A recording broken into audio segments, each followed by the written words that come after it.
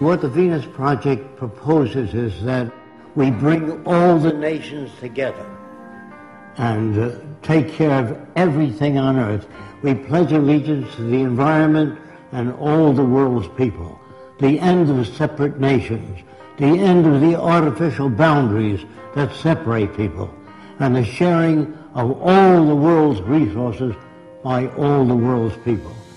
If few nations control most of the Earth's resources, you're going to have territorial disputes. You're going to have war. You're going to have all the problems you've always had. That's why most people think it's human nature. They think man is basically greedy, and that this is why you have problems. That is not true.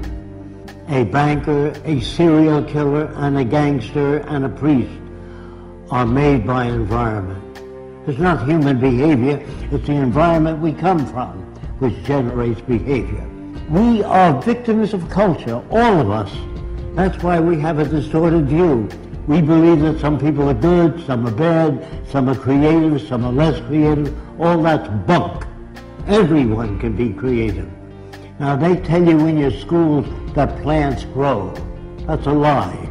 They need water, sunshine, soil, moisture, gravity, all those things. Without them, the plant doesn't move. There is nothing in the earth today that is not acted upon by resident forces. And your language was designed hundreds of years ago. That's why we can't talk to each other. We talk at one another, not to one another. A lawyer is a guy that takes language, twists it around to any way he wants to. If he's skilled at it, he can knock you out, put you in jail. A lawyer would be considered a criminal in the future. So would all bankers, and all businessmen, and all politicians. Don't forget, you're brought up to believe that King Solomon was a great guy. He had 1,000 wives. He'd be arrested today as a bigamist. So all the things that you're taught, they teach you to fit in with this culture. There's no such thing as thinking things over. You think within the context of the way you were brought up. So it's very hard for so-called normal people to step outside of the environment. Now, in the early days in the Roman Empire, I am told that they used to feed Christians lions. Now, the family would come Saturday and Sunday to see Christians being fed to lions. And the kids would say, "Daddy, can we come next week to see Christians being fed to lions?" Daddy would say, "If you behave yourself." Are these kids sick? No. They're normal to that culture. There are no good or bad people. There are no corrupt people or dishonest people, creative people, lazy people. All that's bunk. If you're raised in a society that understands human behavior, you don't have those variations. You can block them through education. You must design for human comfort, and you must design cities with art centers, music centers, cultural centers. I can only talk a little bit about America because that's where I'm from. I don't like our country. It's completely corrupt. And that's for most civilizations today. They're all corrupt. I'm sorry to say that. I don't like what I'm saying. I wish it were otherwise. We are brought up in a system called established. Established means it serves the interest of the lead group, the control group. What we really need is an emergent society. There are no great men, no great women. All people are creative, but they're not brought up to know what that means. So when they tell you that your government likes you, they're working for you, all that's bunk. When I say people hardly know what they're talking about, because they're not brought up to be sane. They're brought up to fit in with the establishment.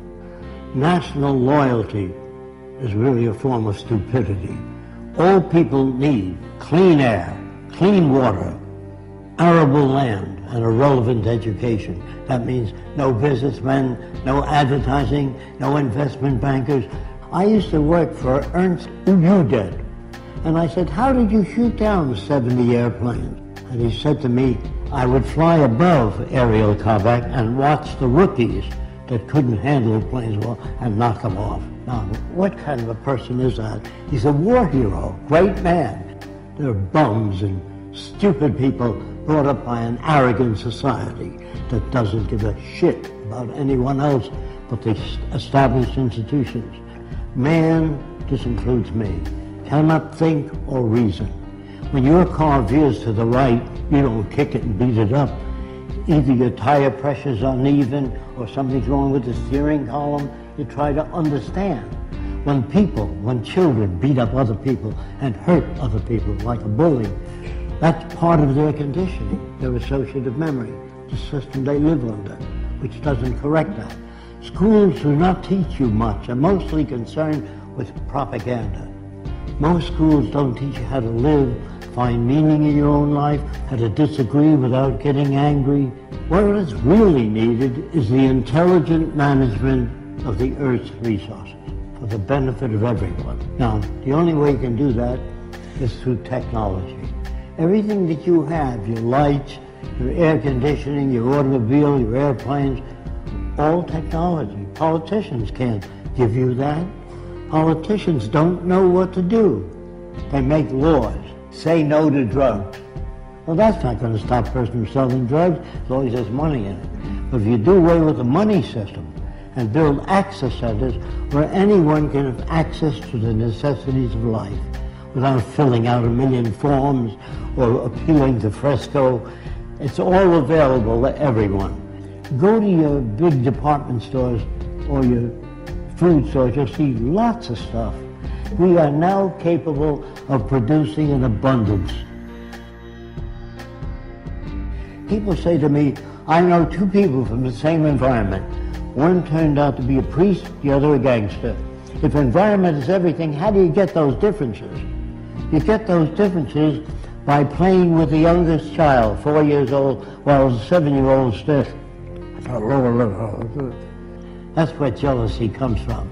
It comes from poor manipulation of the variables. If you grade children in school, you hurt the other kids. I got an A, what did you get? F, failure. You know, all of us, by the way, are prostitutes in this system. If you sing and you sell toothpaste, you're a prostitute. If you get up and you say, I got just the house you're looking for, you're a prostitute for the establishment. So there's no good or bad people now. We're perfect reflections of the culture we live in. Again, I'm sorry about that. How can you pray to a God? How can you talk to God? They think, due to ego problems, that they're specially selected. The Jews are God's chosen people. The Germans are the master race. You know, all these little egocentric people think that they're put here to lead the world into a better direction. Galileo found seashells on the mountaintop. He took it to the Catholic Church, and he said, maybe the mountain was once under the water and was pushed up. And the church said, no, the devil put that stuff there to confuse you. So the world you live in is as full of shit as a Christmas turkey. And you're not about to talk to people and turn them around. You have to demonstrate it. So I don't say science is perfect, but it's closer to our problems than any other system. People really don't know what to do, so they put up a sign, thou shalt not steal, don't be dishonest. That doesn't change people. All money systems, as they begin to collapse and change, they move toward fascism. It's part of the history of civilization to move in that direction. The wealthy people try to protect what they have. I went to the South Seas when I was 21. Everybody on the island was nude, except when men climbed trees, they wore kind of a jockstrap to prevent their balls from being caught in the branches. So everybody walked around nude. And the interesting thing about it is I never saw a native stare at a girl's body, only her eyes. When you talk to a woman, you never say, hey, get a load of that chick. That's what you get in civilization. You cover the girl. If people swam nude when they were this high, you couldn't sell pictures of a nude girl. Do you understand that? I get to know the natives so well, I watch them make love. And they stroke the whole female, the top of her head all the way down. They had no fetishes. There were no tit men, leg men, ass men. All that's made by culture. And if you don't use that kind of language around women, you can't become equal to one another. So you have to tell them how men think. That isn't how they think. That's how they're brought up. When guys poke each other, hey, get a load of that chick, you know. That is learned in the culture. In the islands, they never did that. It's like you stroking a dog. You stroke the whole dog. You don't stop at the balls. You stroke the whole dog. Understand? I'm not your enemy. I'm not trying to hurt you. I'm trying to tell you that if we use science and technology, everyone will be given the best opportunity so that we can bring out the best in every human being.